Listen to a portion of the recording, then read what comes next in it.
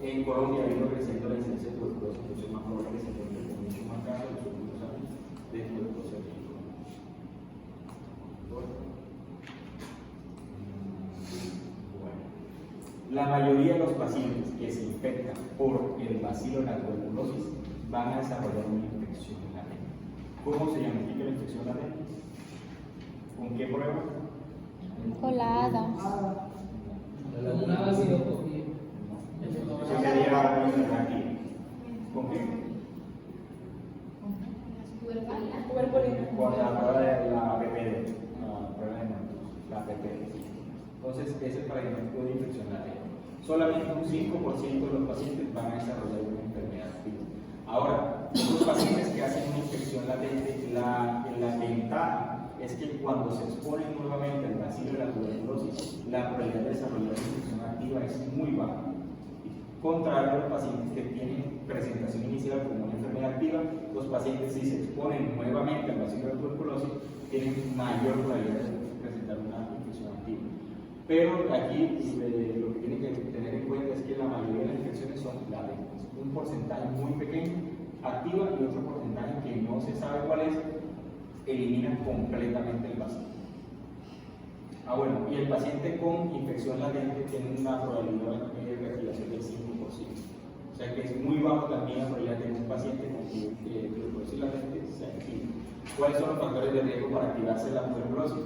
Que tenga una disminución en la inmunidad celular, VIH, desnutrición, diabetes, que preguntaba en algún momento, inmunosupresión. El principal es el hipobacterium tuberculosis, el humano es el único reservorio del germen, entonces se controla, pudiera llegar a curarse.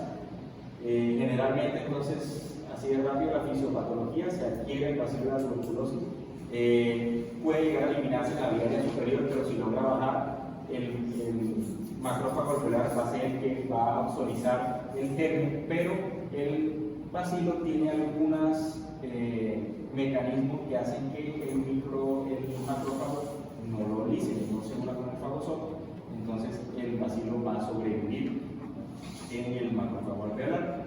Entonces se va a empezar a replicar dentro del macrófago, infecta otros macrófagos y va a empezar a formar el gránulo. La respuesta aquí va a ser predominantemente TH1, esa respuesta TH1 es celular la que da la tuberculina positiva. Entonces, los macrófagos van a viajar a los ganglios linfáticos, se va a activar la respuesta celular, linfocitos T, linfocitos B. Los linfocitos T son los que van a liberar el interferón, que es importante en la fisiopatología, y el interferón va a ayudar a que se recluten más células para formar el granuloma. El granuloma puede calcificarse y ya se curó la infección, porque ya significa que todo esto quedó aquí lleno de cemento. Exacto. O puede permanecer en un estado semidormido que puede llegar a reactivarse. Entonces el granuloma, si queda activo, puede llegar a formar una calcificación, una caverna, por ejemplo, o puede llegar a calificarse. ¿No?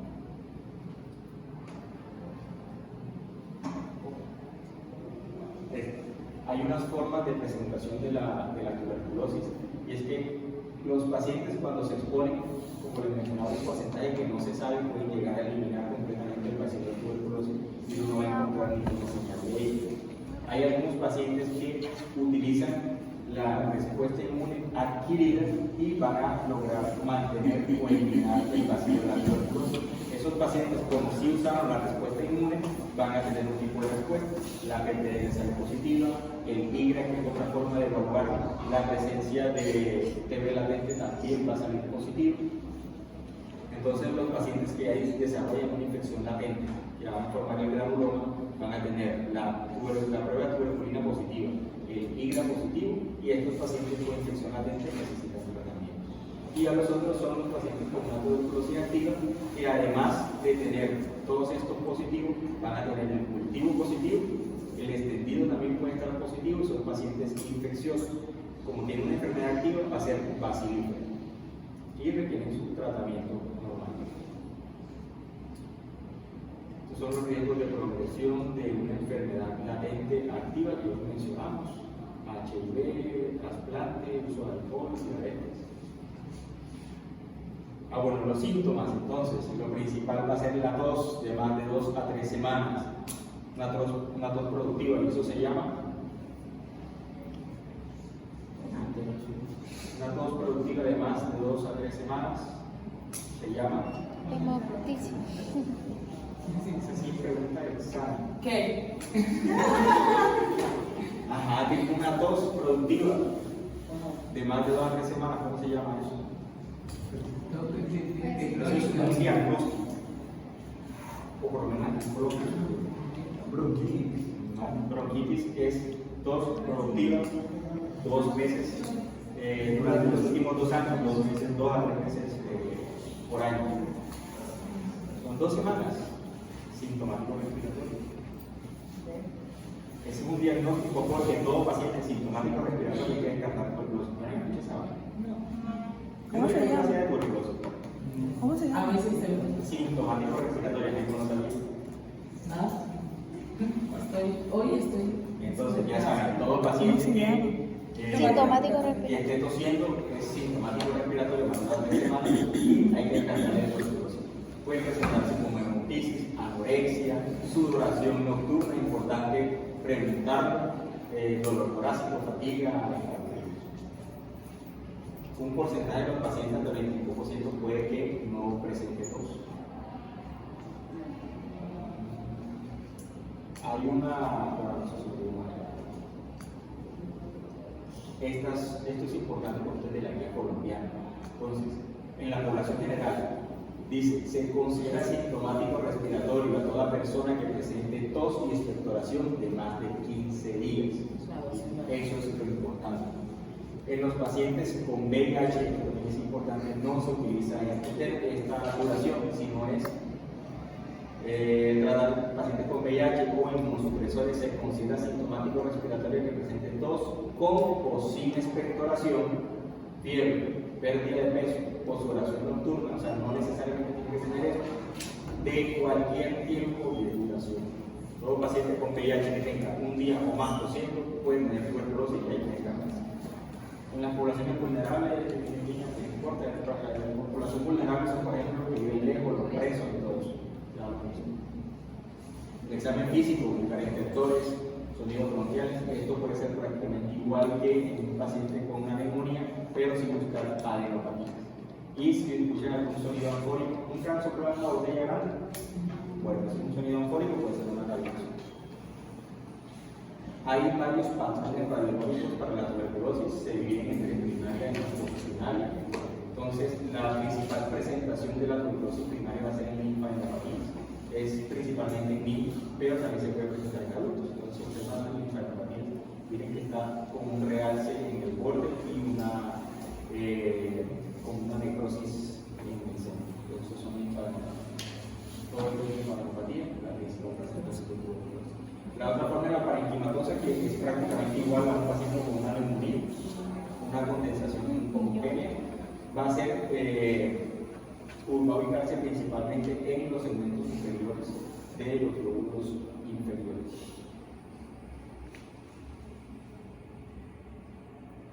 Esta es una presentación parenquimatosa igualita. Tienen una lenta resolución, o sea que el paciente pudo haberse tratado y igual persistir los hallazgos radiológicos incluso. Aquí, ¿dónde está? ¿En qué ubicación? Te dice, van a decir una tuberculosis en tal parte, los que vinieron ayer. El sarcoma lateral. Ese es el mediante, ¿no? Ah, Ya ven. El lado Anterior. que es. ¿Se acuerdan cómo hay que la cisura y esa vaina? La cisura. Entonces, Eso es el lóbulo inferior. lóbulo inferior. El lóbulo inferior quedaría donde comparado con qué cisura. Pero. Estaría debajo de la cisura mayor. Mayor. La cisura mayor. Ujú. O sea que todo esto es el lóbulo inferior, o sea que no está en el lóbulo superior. ¿Dónde? O sea, la El cisura más lóbulo abajo. medio, exacto. El lóbulo medio. Porque la cisura menor es la que divide aquí el lóbulo superior del lóbulo. Aquí hay algo que van a escuchar mucho y es el patrón en árbol de inflamación. Entonces, este es un patrón en árbol de inflamación. Si bien se divide como en Y y tenemos nuditos al lado. Árbol de inflamación es como cuando están haciendo los protecitos en un palo de. Otra forma ¿ha escuchado esto? El foco de Gong y el complejo de Rice. Bueno, entonces el foco de Gong va a ser el sitio primario de infección, aquí está, y si se asocia a una hemopatía se llama el complejo de Rice. La biliar, la tuberculosis biliar, que puede ser tanto una presentación primaria como una presentación postprimaria. Biliar significa un poco de punticos. La biliar es de diseminación hematógena o linfangítica. ¿Qué significa eso? Que la tuberculosis está en otro lado y a través de los vasos linfáticos se esparce al pulmón o se esparce a cualquier órgano, puede ser al vaso, al hígado. Entonces, por eso se ve como punticos, porque es por esparcimiento hematógena. Nosotros con la doctora Sara vimos un paciente de VIH que salía negativo, pero la doctora Sara decía, ella tiene que tener VIH, hay que hacer otras cosas. Y la hermana no sabía nada del señor y tenía literal la radiografía así. Y la doctora Sara le decía, no, pero es que este señor no es diabético, no está desnutrido, no es alcohólico, no usa inmunosupresores, entonces que tiene que ser diabético. Entonces, la fibromicopia o hay que se le dio. Y ya la había resuelto. La probabilidad de algunos punticos pueden coalescer y formar consolidaciones. Puede presentarse también como un derrame pleural. Entonces, es un derrame que generalmente, obviamente, es un exudado y tiene un alto contenido de linfocitos. 90% de estos derrames van a tener un contenido linfocítico con presencia de agua.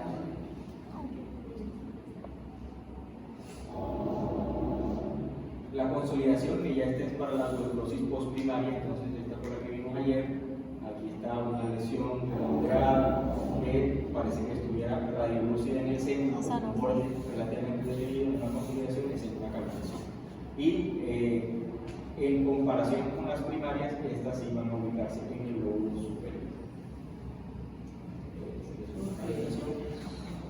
Y el tuberculoma, que puede ser solamente un foco infeccioso activo que es arriba de la tuberculosis. Y este es el árbol en quemación. Árbol en quemación significa que el foco de tuberculosis primario que está en algún sitio parenquimatoso logra acceder a la vía aérea y a través de la vía aérea se va hacia lo profundo, o sea, hacia los alveolos. Y por eso se ven ese foco de punticos alrededor de la vía aérea. Entonces tiene una forma de Y, por ejemplo. Esto es, aquí se ve la ramificación con un poco de proceso de árbol en quemación. Significa infección activa. La tuberculosis no es la única que la da, la muchas otras infecciones. Siempre que haya árbol en quemación, que es el nódulo centrífulo, hay infección activa de cualquier cosa. Pero el 95% de la tuberculosis activa va a tener árbol en quemación. Entonces, todo paciente sintomático respiratorio tiene una tuberculosis preferida. Ahora, definiciones de caso. La tuberculosis va a ser bacteriológicamente confirmada cuando tenga esputo positivo, vaciloscopia de cultivo o prueba molecular. ¿No? Bacteriológico también es prueba molecular. Y la clínicamente diagnosticada. Usted puede tener un paciente que ustedes digan, por ejemplo, ese paciente estaba en una tuberculosis. Sí o sí tiene clínica, tiene radiología, aunque no tenga confirmación bacteriológica, se llama tuberculosis clínicamente diagnosticada y se le puede dar tratamiento. Ojo, entonces solamente son casos clínicos sugestivos acompañados de alteraciones radiológicas. Esto paciente se le da tratamiento. Bueno, la tuberculosis puede ser pulmonar o extrapulmonar. Pulmonar solamente involucra parénquima pulmonar o tráquea. El resto es extrapulmonar. El paciente va a estar curado cuando tenga evidencia bacteriológica de que los cultivos, las vaciloscopias son negativos. Tratamiento terminado cuando completó las fases. Y exitoso es curado y tratamiento terminado. El resto puede ser fracaso. Entonces, curado solamente tiene los cultivos negativos y terminado cuando completa todas las fases. La microscopía entonces se va a hacer por sílice, principalmente, hay otras formas de hacerlo. Tienen una sensibilidad bastante baja, pero con buena especificidad.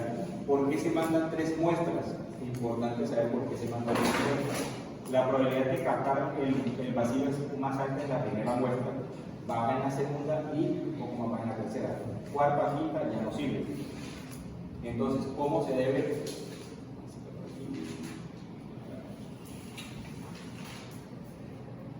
El esputo que puede ser inducido, espontáneo inducido por fluoroscopio. Hay una muestra óptima de 3 a 5 mililitros debe procesarse rápido. Entonces, ¿cuándo se toman las muestras? La primera muestra siempre debe tomarse cuando se hace el diagnóstico, sea a las 4 de la mañana, a las 10 de la mañana, a las 5 de la tarde. En ese momento se hace el diagnóstico, se toma la primera muestra. No tiene que ser a la mañana siguiente, siempre cuando se hace el diagnóstico. La segunda muestra, esto sí ya es de forma en los pacientes ambulatorios, se toma en la mañana siguiente. Se lleva al laboratorio y cuando el paciente esté en el laboratorio se toma la tercera. Entonces, la muestra se toma en prácticamente menos de 24 a 48 horas. Si el paciente está hospitalizado, la primera muestra se toma cuando se haga el diagnóstico, las otras dos pueden tomarse en ayunas. Si el paciente no puede disputar, entonces se le puede hacer lavado gástrico, principalmente en niños. El cultivo, que va a ser el gol estándar, detecta de 10 a 100 bacilos.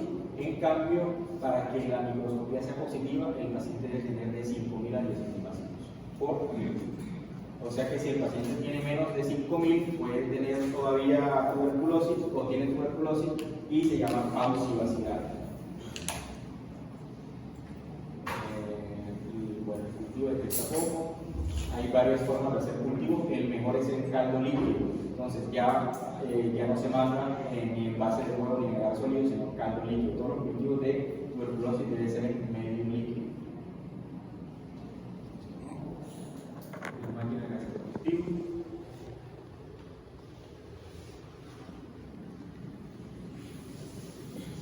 Y estos cultivos hay que hacerle siempre prueba de sensibilidad a la primera línea. O sea, el cultivo debe ir acompañado de una prueba molecular. La prueba molecular se hace a través del Ginexpert, que lo han escuchado, entonces la ventaja es que el resultado es bastante rápido. El problema del cultivo, por ejemplo, es el crecimiento. De 3 a 8 semanas demoran los cultivos. No, Entonces, ya sabemos esto pasa. eso hay algunos que demoran un poco menos, demoran hasta 15, pueden demorar de 2 a 3 semanas, pero los cultivos son muy demorados. Entonces, por eso es que se manda la PCR que se procesa en 2 bolitas nada más y tiene una buena sensibilidad de 2. Además del Ginexpert puede detectar resistencia a la rifampicina de isoniazida, que eso define también el tratamiento. Hay otras formas de Ginexpert.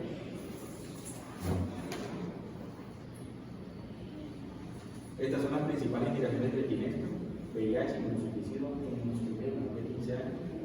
Se supone que el médico se le debe dar reporte en menos de 48 horas. La tuberculina sirve para infección latente. Entonces, lo que se hace es que se le inyecta un derivado proteico y después en 48 horas se va a hacer la medición de tanto presión. ¿Cómo se interpreta? Normal es menor de 5 milímetros. Si la induración es mayor de 10 milímetros, se considera positiva. ¿Cuándo se considera positiva? Entre 5 y 10 milímetros en pacientes que tengan VIH, que hayan tenido contacto con otros pacientes con tuberculosis o que tengan un tipo de inmunosupresión. Entonces, normal, menor de 5, positivo es mayor de 10, pero entre 5 y 10 en pacientes con factores de riesgo. Y el tratamiento, entonces, todo tratamiento de notificación va a ser con rifampicina, isoniazida, piracetamida y tramadol, que es el RHZ. ¿No será este medicina también? No, la rifampicina es de reemplazo a alguno de estos. Pero como segundo el chico. tratamiento es RHZ o RIP, pero las siglas correctas son RHZ. La dosis va a depender del peso de la persona. Entonces, ¿cuánto dura la dosis? Hay una fase intensiva y una fase de continuación. La fase intensiva van los 4 medicamentos, son 56 dosis de lunes a sábado, y cuando termina esta fase, empieza la fase de continuación. ¿Por qué? Porque hay probabilidad de fracaso si no se induce, si no va con la fase de continuación. Que son 112 dosis adicionales, pero solamente rifampicina y isoniazida. Hay unos pacientes que se les debe dar una segunda fase mucho más amplia, en los pacientes que tengan tuberculosis urinaria, que tengan insuficiencia renal crónica de tuberculosis, que tengan VIH con células menor de 200, la meningitis ósea de 280 dosis. Esto no. Los efectos adversos van a ser principalmente hepáticos, o sea, hay que pedirle transacciones.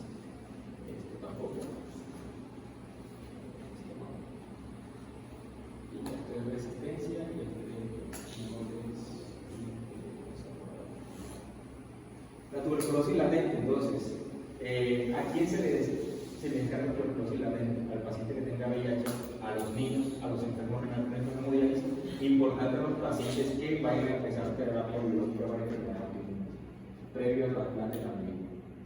Y el personal de la salud, pero tiene que tener algunas especificaciones si están en contacto con pacientes con tuberculosis. Entonces, ¿qué se hace con estos pacientes? Se les hace a los pacientes aquí lo más importante es, si tienen un paciente que cumple uno de estos criterios y le van a descartar tuberculosis latente, entonces le salió la prueba positiva. Ya saben que la prueba puede ser positiva incluso en los pacientes con enfermedad activa. Hay que descartarles que tengan una enfermedad activa. Entonces, se descarta la enfermedad activa. ¿Cómo se descarta la enfermedad activa? Con signos y síntomas y radiografía. Si el paciente lo único que confirma es que tiene una tuberculosis latente, ahí sí se da tratamiento.